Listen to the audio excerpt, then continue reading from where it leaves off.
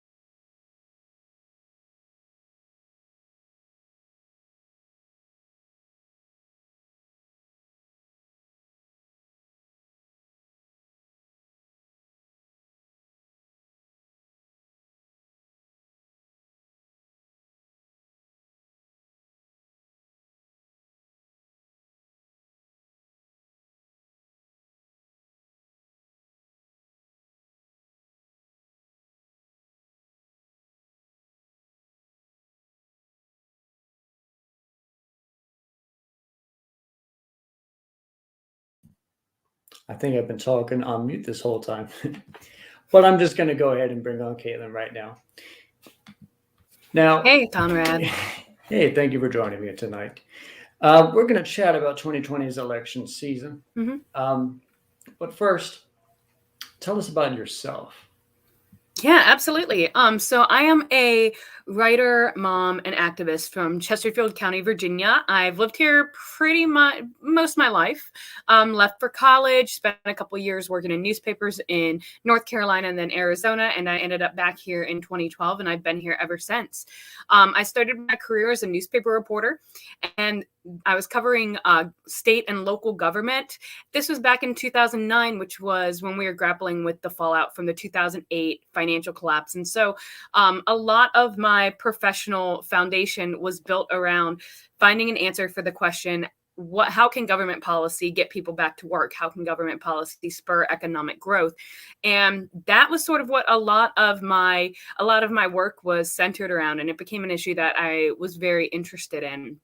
And I became convinced that the best way to do that is to invest in people, to invest in community services, to make sure that people are protected from wage theft and that they're paid a living wage, make sure that the biggest costs for a working family, things like healthcare and housing, that we can do something to help control those costs, to make sure that people can really prosper. And so this year, I decided to run for the House of Delegates in the 65th District, and I'm very proud of what we were able to accomplish in this race.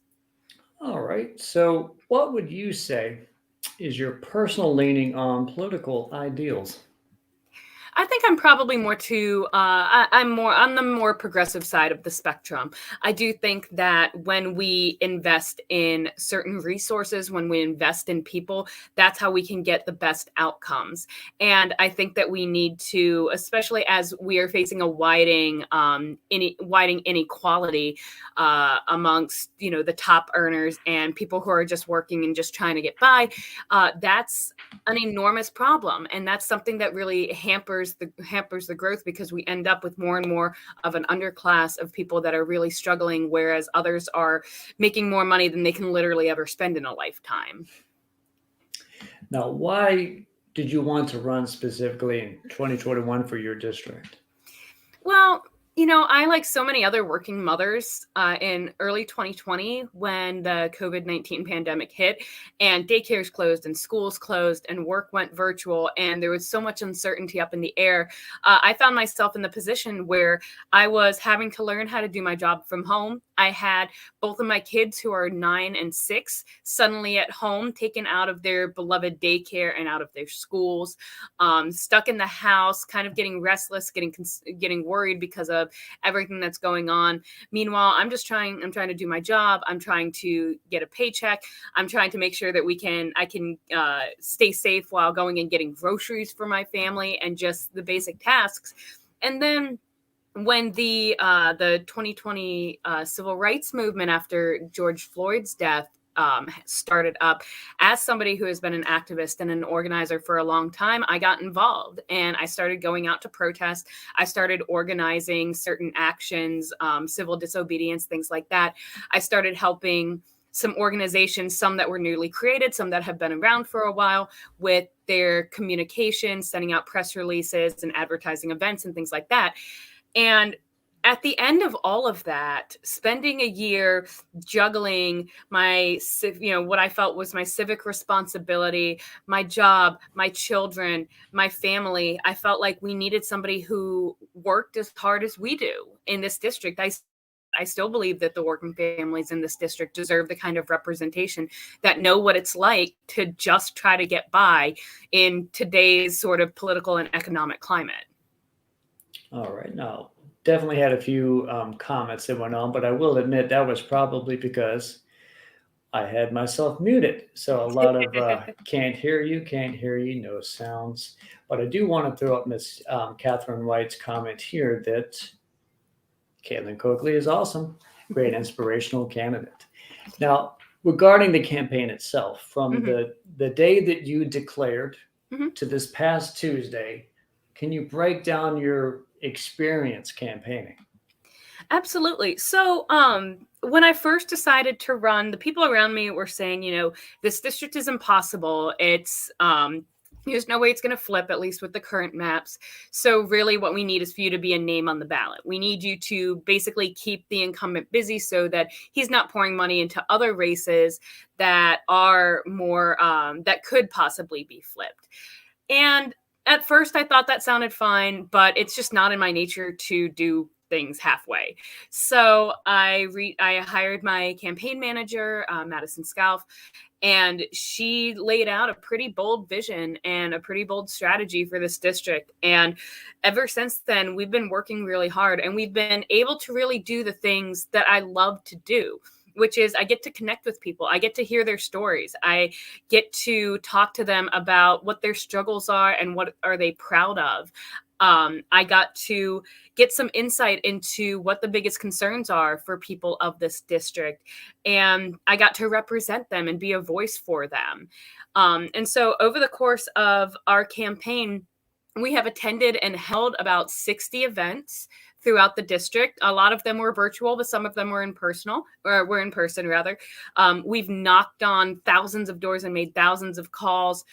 We raised more money than the past candidates that have run in this district, and we did it in a very grassroots way where I think our largest donation was like $1,750, and that came from one of the local Democratic committees. The vast majority of the money that we raised came from people, and more than a quarter of it came from small donations, which is to say donations less than $100.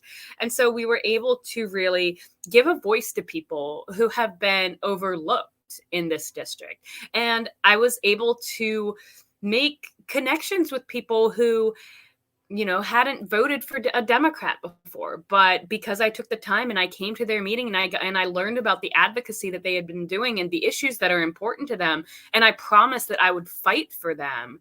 And that meant so much to so many people that I know that I got a few votes because people told me, from people who have never voted for a Democrat before, but they decided to support me. And that was something that was very moving for me. And it's something that gives me hope even now. Now, before I go on to my next prepared question, I do want to drop in a couple more comments here from Catherine White again. Because we run in every seat, we increase votes for Dems, even in places where it may be harder to win. And we give voters someone to vote for, so important in a healthy democracy. And of course, we dropped out of 6 seats. The party didn't think it was worth it. Think about that. That could have been 60,000 for Dems. Instead, no votes were calculated in those seats. Before I go to my next question, I want to follow up a little bit on your campaigning. Is what might strike out to you as something you would improve if you could go back and start over? I probably would have started working on fundraising a little bit earlier. And just because there were so many things that we wanted to do, so many events that we wanted to hold, so many different ways that we wanted to try to bring people together, that we couldn't because we didn't have the manpower, we didn't have the money, we just did not have the resources to get some of those done. We talked about doing things like a battle of the bands for local high schoolers to make sure that we can get young people engaged and registered to vote and get them face to face with the candidates and show them, who they have to vote for. We talked about attending more church services and really reaching out to the people who are attending the different churches in the district. And it just came down to the fact that I was working, we're kind of a scrappy team, me and my campaign. I work full time and I was doing this kind of through part-time hours. My campaign manager was working a second job and or in school for most of the campaign. We have people who are volunteers or people who are working part-time. And so for what we had available, again, both just in terms of manpower and financial resources, I think that we did a great job. But in retrospect, I would love the opportunity if I had been able to get more of a head start on fundraising, then I could have brought on more people who are full-time, and we could have made some of these wonderful ideas that we had actually come to fruition. All right. Now, break down the results of the race itself. Talk about Lee Ware. Where. Talk about running in a red district compared to, say, other Democrats who also ran in red districts. Did you ever have to shift from your own political leanings in order to seem viable to such a district?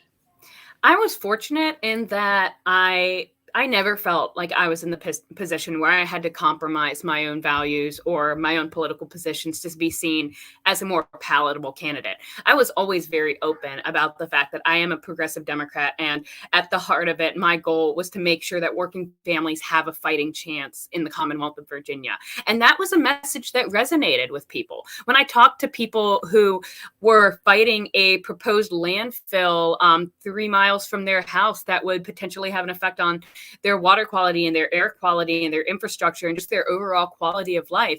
And I was able to say, yeah, I don't think that a corporation should be able to come in here and cause all of this environmental damage just so that they can make a profit. That was something that resonated for people. And to me, I think that that's a very progressive position. When I was talking to advocates who had been fighting to protect their well water from, other municipalities that haven't been keeping up with their infrastructure, and that was having an adverse effect on their water, or the threat of some of this corporate development and what that would mean for their water. And I was able to look at them and say, I believe that clean water is a human right. That was something that resonated with people. And when I talked to ex-police officers or current police officers, and I said that I think when we talk about public safety, we need to talk about getting to some of the root causes of crime, which is to say substance abuse and mental health and poverty and housing insecurity and all these things, and really invest in solutions to those root causes to not only better respond to crime, but to prevent the crime from happening in the first place, that was something that resonated. So I know that there's a lot of people are trying to suggest that Democrats need to moderate ourselves more in Virginia, because Virginia is more of a purplish reddish state. But I personally, I ran in a deep red district, and I ran with a very progressive message, and that message resonated with people. And I was able to get a lot of agreement from people from all sorts of backgrounds and all sorts of political leanings, who agreed with where I was coming from, and they could see where I was coming from. So I don't think that having to moderate or compromise kind of our stances in order to seem more electable or more palatable to the electorate, I don't think that that's the answer. And I think that the results in this district speak for themselves when it comes to that. I take it you might remember the old saying from, I think it was Carville from 1992, it's the economy, stupid. So if you just Yep.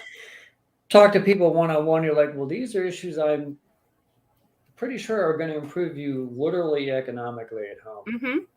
So vote for that. And you're right, that could definitely resonate, especially on a one-on-one issue, but over 60,000 plus votes. That could also be something that could resonate if you're able to reach Absolutely. all of them, of course. On to my next question. I'll begin with an anecdote from myself. I ran for a city council in 2 consecutive special elections, followed by a general election. So 2018, 2019, and 20. I never raised as much as $5,000 in any given year. It's the larger cities, Virginia Beach. In 2019, I wasn't really a member of any party or group or anything. I raised about $4,000, and I got 23,000 votes.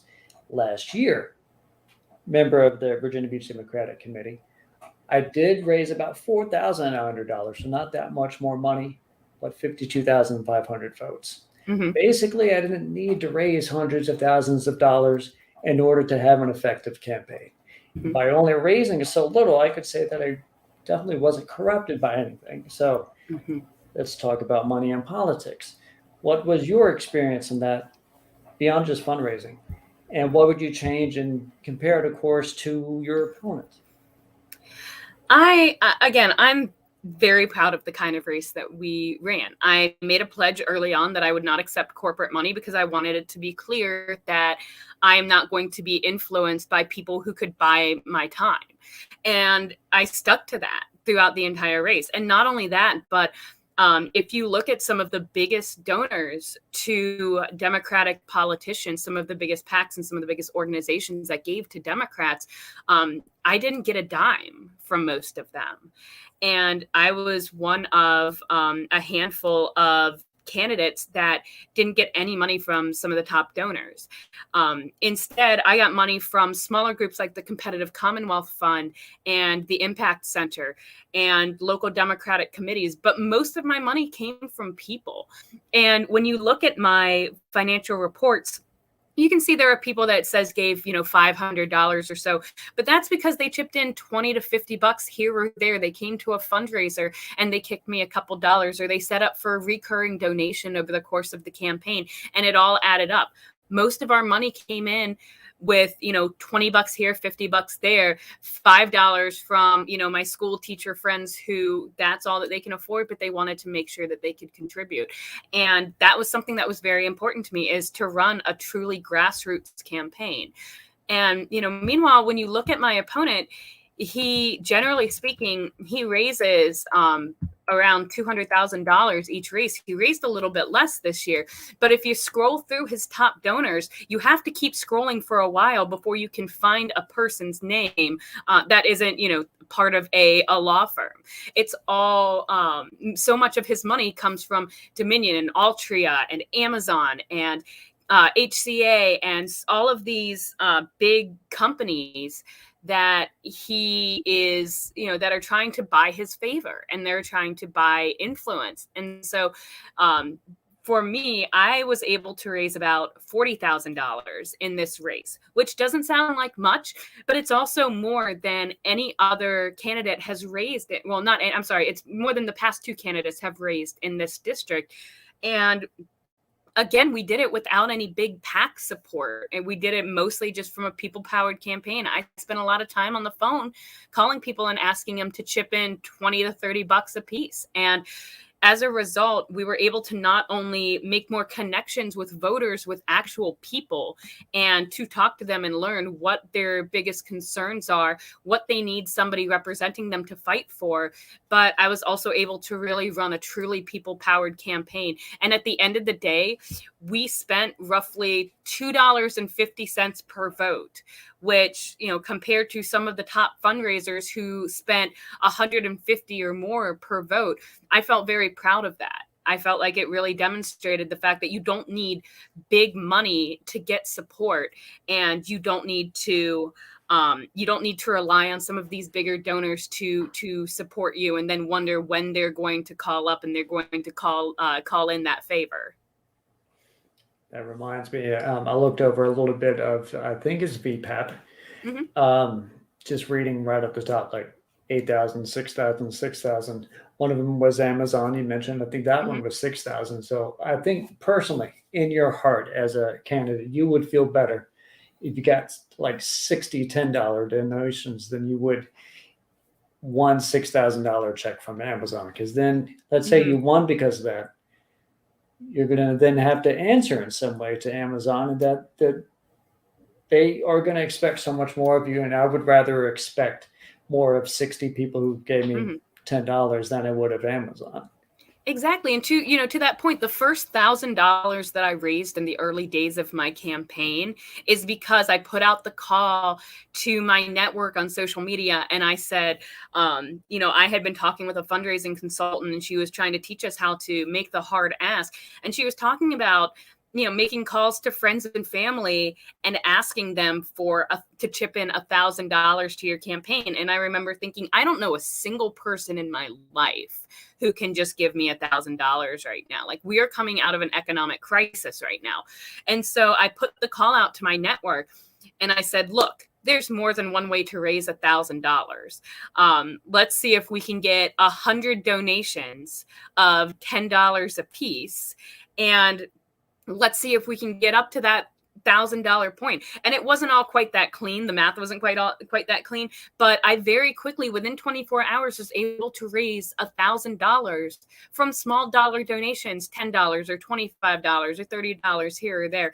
And like you said, that was so much more meaningful, because to me, it means more that, my friends who are living paycheck to paycheck are willing to kick me $5 every couple weeks than a huge company like Amazon could write me a $5,000 check, because to them that means nothing except that now I'm beholden to somebody. Exactly.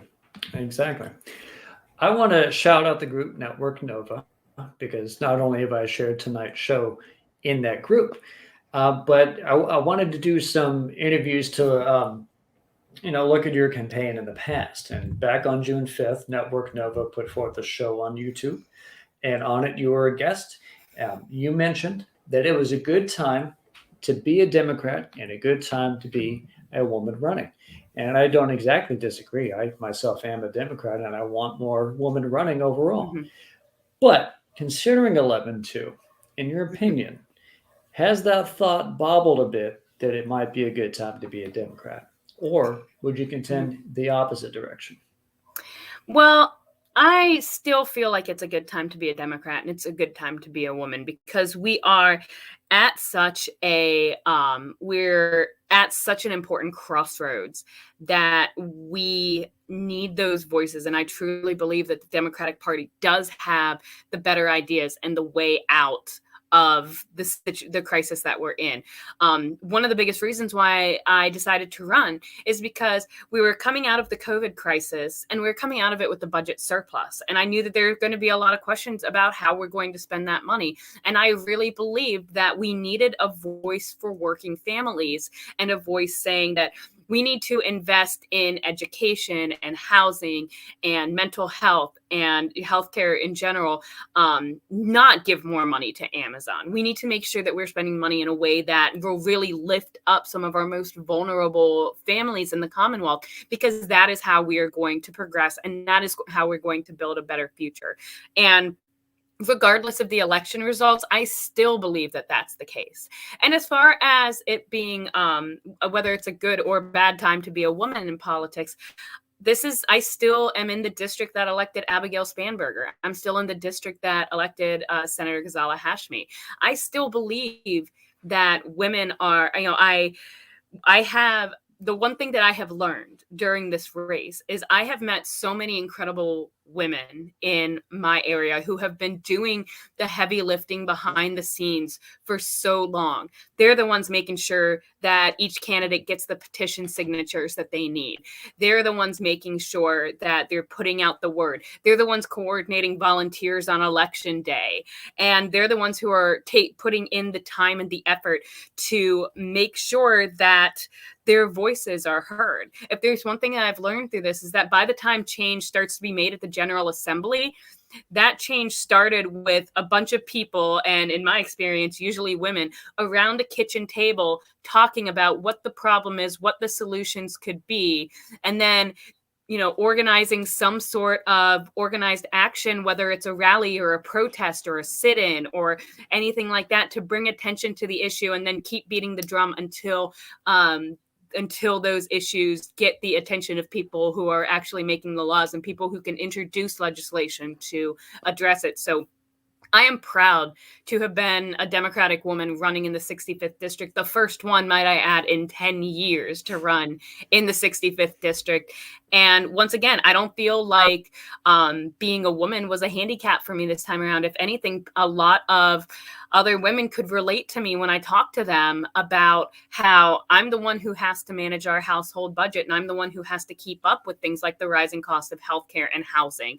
I'm the one who was trying to coach my kids through virtual school last year and teach them how to keep their mask on.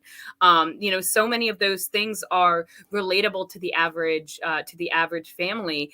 And I really think that my experience as a mother in this district, a mother of 2 kids who are in public school, that was an advantage for me. That did not put me at a disadvantage. And it was one of the ways that we were able to hold the line in this district.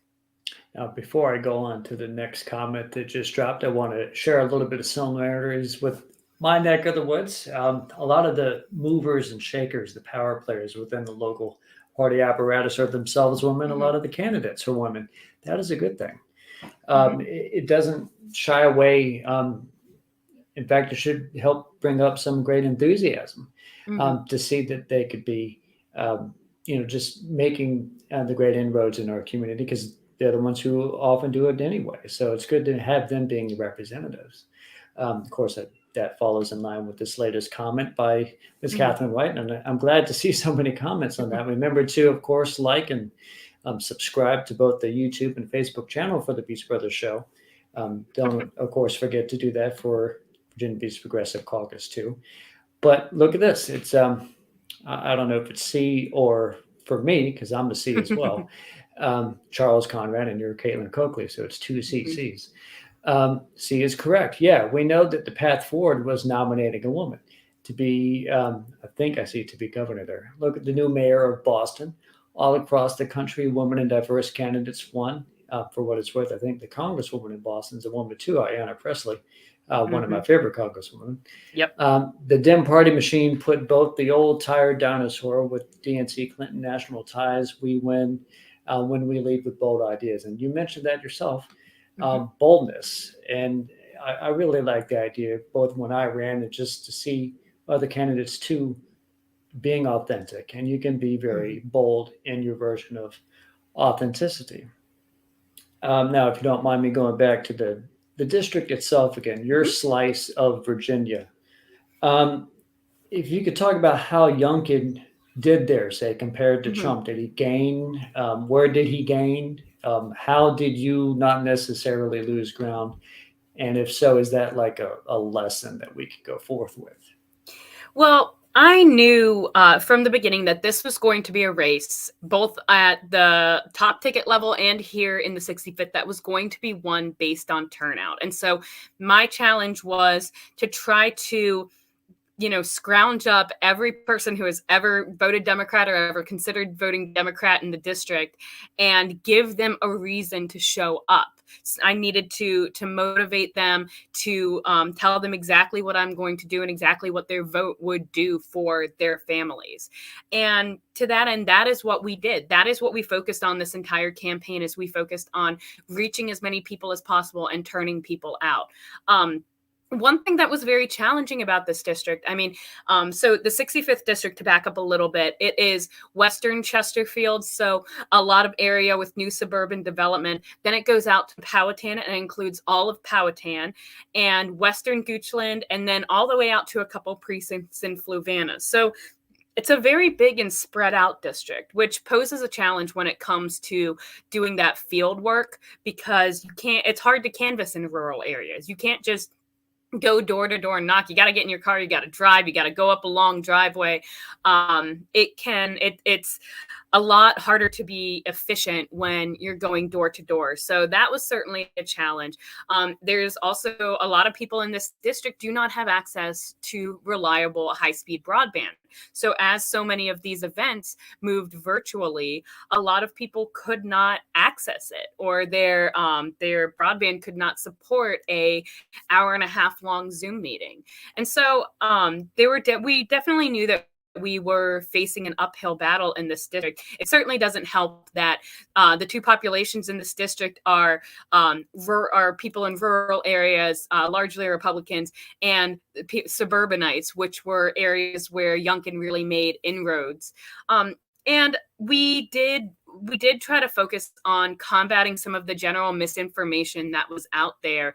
We held a roundtable to discuss race and education, to debunk some of the myths surrounding what is commonly referred to as critical race theory, but of course is not traditional critical race theory, because critical race theory is a graduate level course. But for the most part, we just focused on those sorts of kitchen table issues that working families can relate to.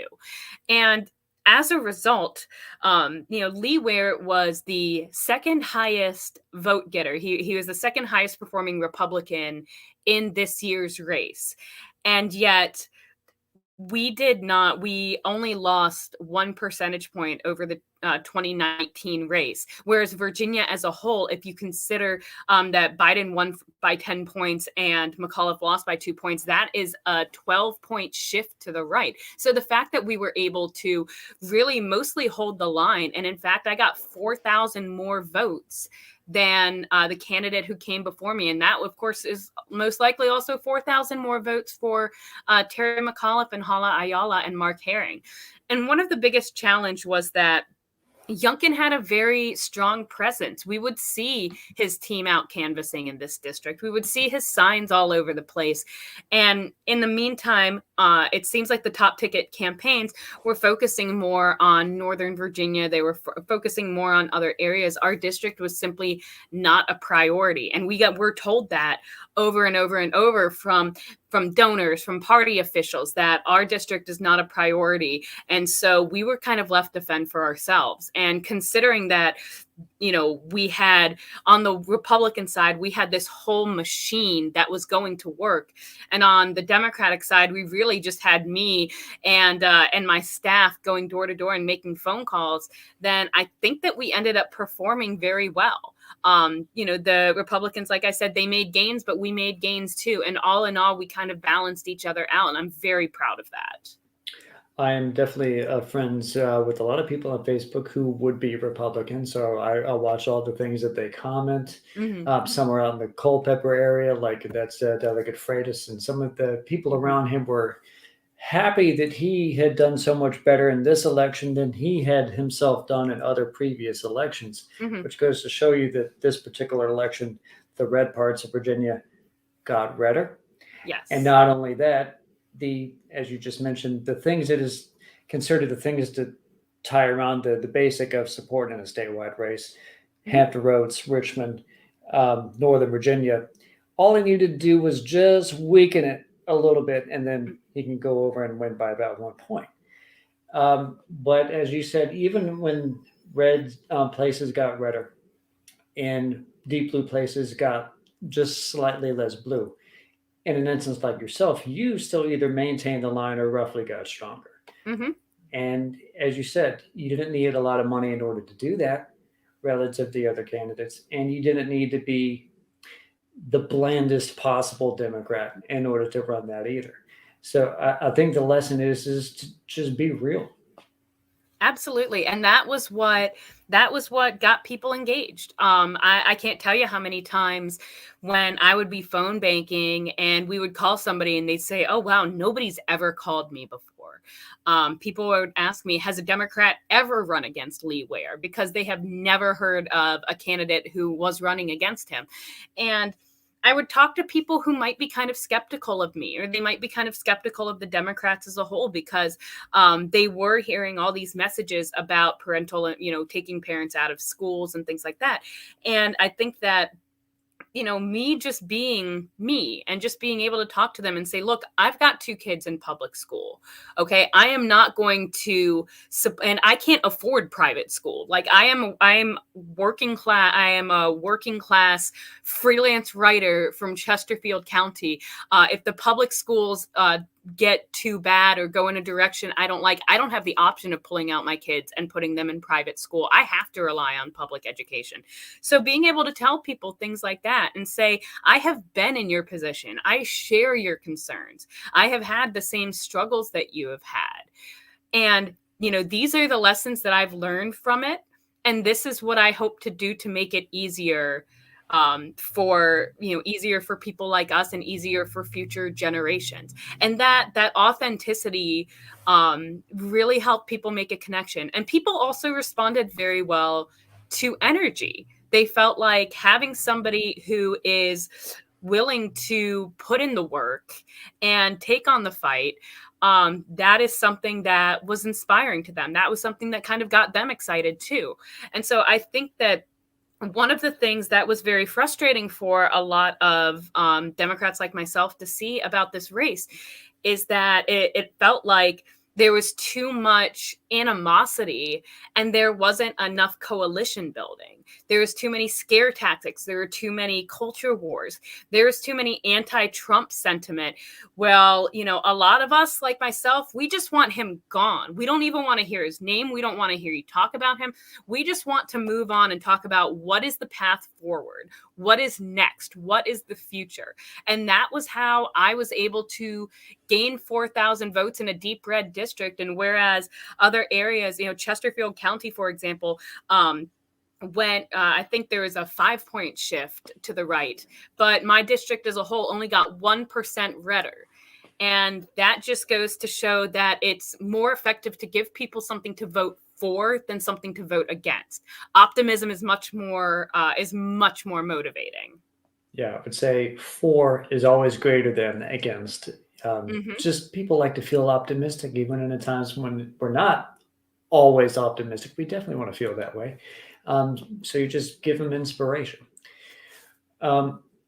Before we sort of dial down the show and lead off toward the end, I do want to bring in a top of question that we've done on previous Beach Brothers shows, and that's a "What's good?" question, and that is basically what's good in Virginia and what's good in your district. If you could, tell me about great cultural aspects of your district, great businesses, stuff that is just really fun about the 65th that you would boast about.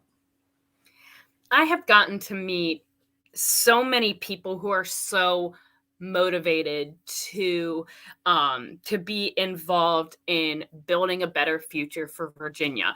People who turned out at school board meetings, people who have been working for years on basic issues, trying to draw awareness to them.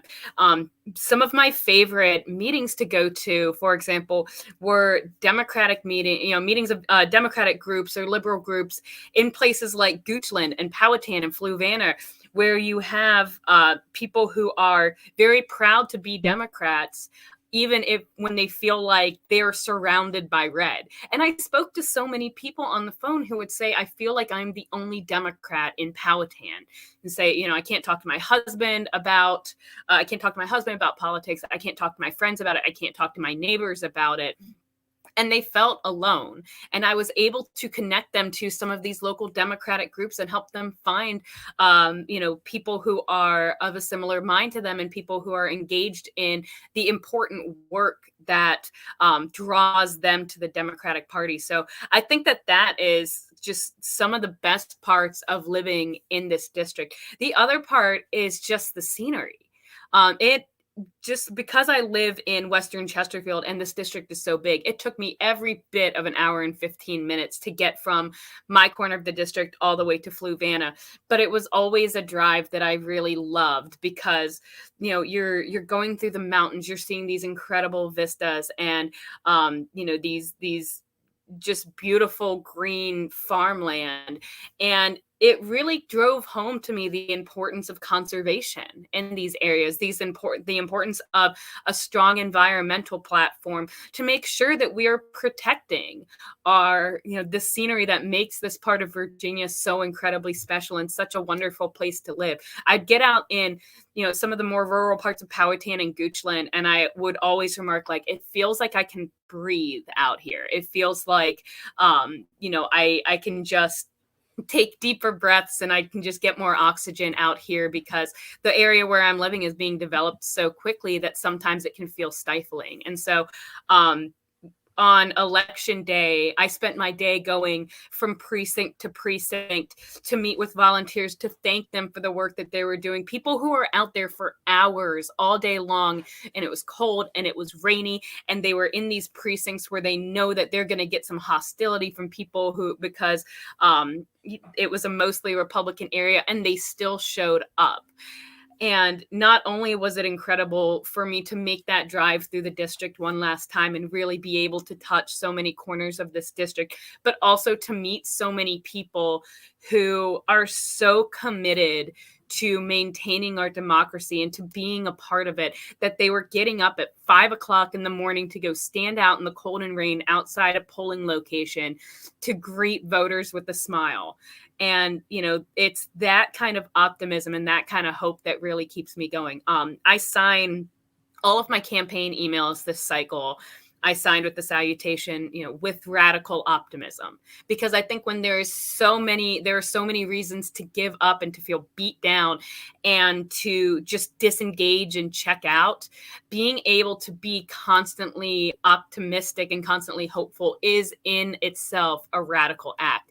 And I'm still holding on to that radical optimism, because to me, it is like a small act of rebellion to stay hopeful and to continue to believe in what's right, even when everybody around you is telling you otherwise. I definitely like the end of that. Yeah, I feel more optimistic myself. I want to throw this question on the screen from the wonderful Andrea Dixon. What advice would you give to future or current progressive candidates? My advice would be to find your values. If you believe that every worker, for example, should be able to earn a living wage, do not compromise that value. You might be able to look at, or you might be able to talk with people about different ways to kind of realize that value. But never give up on what you really believe is right.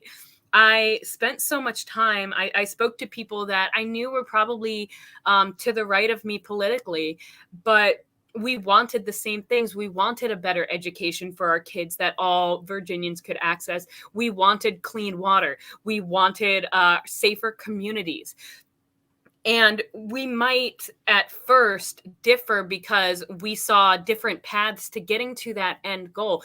But when you can tell somebody, like, I share your values and I agree that this is something that we need, let's talk together and let's bring more people to the table and let's have a conversation about how we can get to that in a way that we're not leaving anybody behind. That is something that it builds trust from people. It builds that coalition, just being able to listen to people and understand where they're coming from, and then to be able to draw the line to, yes, I agree with you that our school systems are struggling, and that's why I think that we need to invest in our teachers' pay to make sure that there isn't such high turnover. If you start with the same values, you have a much easier time being able to bring people over to your side and build that coalition. And don't compromise your values, because then people won't trust you anymore. Trust is everything. Mm-hmm. Trust is everything when it comes to politics. Now, I'm also going to throw up this comment again from Miss Andrea and bring it into my last question of the night. More or less political question of the night. So here's the real deal question. In 2021, is that the last time we'll hear from you politically, or might you just be getting started? I'm not going anywhere. I can tell you that. You have not seen the last of me. There's a lot that's happening right now. We're in the middle of redistricting. We're going to be seeing new maps come up soon, and that's going to inform a lot of my next move. But I am very heartened by the amount of support that I got. When I started this race, and people who were saying, okay, you just need to be a name on the ballot. You don't need to work that hard. This doesn't need to be something that really takes over your life. And I decided to go for it. And the outpouring of support has been incredible. And the fact that I have been able to build that support, even while breaking some of the, the quote unquote conventional wisdom that if you run in a red district, you need to modify yourself. You need to, moderate yourself. You need to make sure that you're not scaring people off. And I ran with an openly progressive campaign, and I ran with some very bold policy visions. And it was something that connected with people. And if I can continue to build that coalition, if I have that ability and I have people who are already believing in me and ready to get behind me and ready to go out and knock doors for me and go out and make phone calls for me and give me $5-10 every couple weeks to my campaign, then yes, it would absolutely be my honor to run again and to one day represent the voters of whatever this district ends up looking like in the General Assembly, because this is my home and I want a better Virginia for my children. I want a better future. Because wherever they may redistrict, you're still going to be living at that exact place in Virginia. Mm-hmm. And it's definitely something you might want to represent. So that is definitely all a good point. I definitely want to throw Ms. Catherine's comment again to thank you, Caitlin Coakley, for running. You are an excellent candidate and especially an excellent person. So before we close out tonight, we want to know, how do we stay in touch with yourself directly? And this is more of a selfish thing on my part. Would you come back to the Beach Brothers show? Sure. So the best way to reach me, you can find me on Facebook, Twitter, and Instagram. Facebook, it's Coakley for Delegate. You can also find my professional account under Caitlin Coakley. And you can always send me a message there, send me a friend request. On Twitter, I'm Coakley for HD65 for now, until we see what happens with the maps. And Instagram, I'm on Coakley for Delegate. But you can also email me, which is just Caitlin@coakleyfordelegate.com. I'm not closing out my website. I'm not closing out this campaign. I am keeping things wide open because, we never know what the future will bring. And to that end, if and when I announce again, I'll stop back by. Excellent. Well, this close to stopping up. So any final parting thoughts for us? All I can say is that this has been such an incredible honor to be able to run. And, wherever I went in this district, people would always say, thank you so much for stepping up and running. And thank you so much for putting yourself out there. And it always kind of took me by surprise, because I felt like, thank you for trusting me to represent you. Thank you for trusting me to represent the values of the Democratic Party in this race. And for every person that I met, every person who has told me about their struggles or their triumphs or confided in me, what keeps them up at night, that's something that I will always carry with me. And that is something that I will never forget. And it will inform the decisions that I make as a candidate, as a legislator, and just as a person who is humble enough and human enough to understand that there, but for the grace of God, go I. So to every person who put their trust in me this time around, to the 4,000 people who took a chance on me for the first time this past race, I will never lose what you have taught me. I will never forget what you have told me, and you have not seen the last of me. Excellent. Well, thank you for stopping in, Caitlin Coakley. I hope you have a fantastic weekend. You too, Conrad. Thank you so much. Thank you so much for stopping by the show. Now, this has been the Beach Brothers Show. I have been and will be Conrad Chesviner. I do hope you tune into our next shows as we further dig deep into the results of the 2021 Virginia election. I want you and I need you to like the Beach Brothers Show on Facebook. Subscribe to the Beach Brothers Show on YouTube. Share our shows, comment on the shows. And of course, we're going to catch you on the next occasion. So stay tuned for our In the Credits.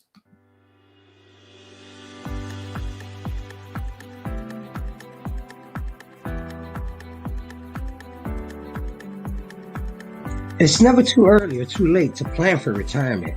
Let me show you how to protect yourself, your loved ones, and your assets from loss due to catastrophic decisions that may affect you the rest of your life. Please call me.